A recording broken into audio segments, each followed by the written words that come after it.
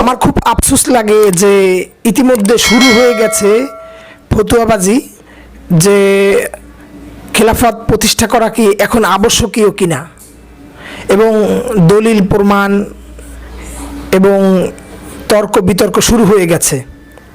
কারণ একটা মহল চায় না যে ইসলামী দলগুলো ঐক্য করুক এবং রাষ্ট্র ক্ষমতায় যাক, এবং এই জন্য কিছু মানুষ টাকা খেয়ে তারা এই ঘটনা ঘটাচ্ছে এবং আপনার এই ইসলামী দলগুলো যেন ঐক্য না করতে পারে, ইসলামী বড় বড় দলগুলো যেন এক প্ল্যাটফর্মে না আসতে পারে, এই জন্য কিছু লোকের মধ্যে চুলকানি শুরু হয়ে গেছে। আসলে এটা খুবই একটা খারাপ জিনিস যে ইসলাম ঐক্য হবে এবং দেশ ও জাতির স্বার্থে কাজ করবে এবং সব জায়গায় ইসলামের আলো ছড়িয়ে পড়বে, কিন্তু এটা কিছু বামপন্থী যারা রাজনীতি করেন তারা এটা চায় না। ওরা ওই সমস্ত লোক যারা ফতুয়াবাজি করতে পারে, যারা সুন্দর সুন্দর যুক্তি দিতে পারে পক্ষে বিপক্ষে, তাদেরকে টাকা পয়সা দিয়ে এবং তাদের এই ঐক্যকে ফাটল ধরানোর অপচেষ্টা করতেছে।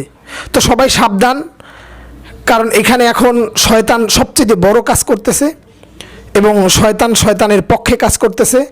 যেভাবেই হোক যে এই ঐক্য যদি বন্ধ করা যায় তাহলে দেশ ও জাতির মুসলমানদের ক্ষতি হবে এবং মুসলমানরা কখনো ইসলামী দলগুলো কখনো রাষ্ট্র ক্ষমতায় যাবে না এবং রাষ্ট্রের মূল বিষয়গুলো এবং মূল আইনগুলো পাশ করতে পারবে না এবং আপনার ঐক্য গড়লে তাদের সমস্যা এবং তাদের কথা কেউ শুনছে না, এই আর কি।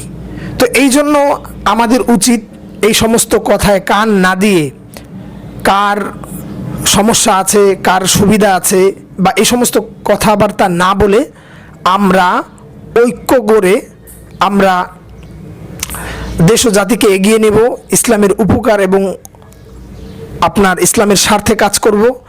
আর এই সমস্ত ফতুয়া তারাই দেন যারা সব সময় নিজের পিঠ বাঁচিয়ে রয়েছেন এবং তারা কখনো জেল কাটেনি, কখনো ত্যাগ করেননি, কখনো আসলে তেলবাজি করেছেন এবং কখনো আসলে স্বার্থান্বেষী করেছেন। আর যারা এটার প্রতিষ্ঠাতা করতে চায়, ইসলাম দলগুলো ঐক্য করতে চায়, জাতির সাথে কাজ করতে চায়, তারা রক্ত দিয়েছেন, জেল খেটেছেন এবং তাদের দলের অনেকেই শহীদ হয়েছেন। তো আমরা চাই যে সমস্ত ইসলামী দলগুলো ঐক্য করবে এবং দেশ ও জাতির স্বার্থে কাজ করবে ইনশাআল্লাহ।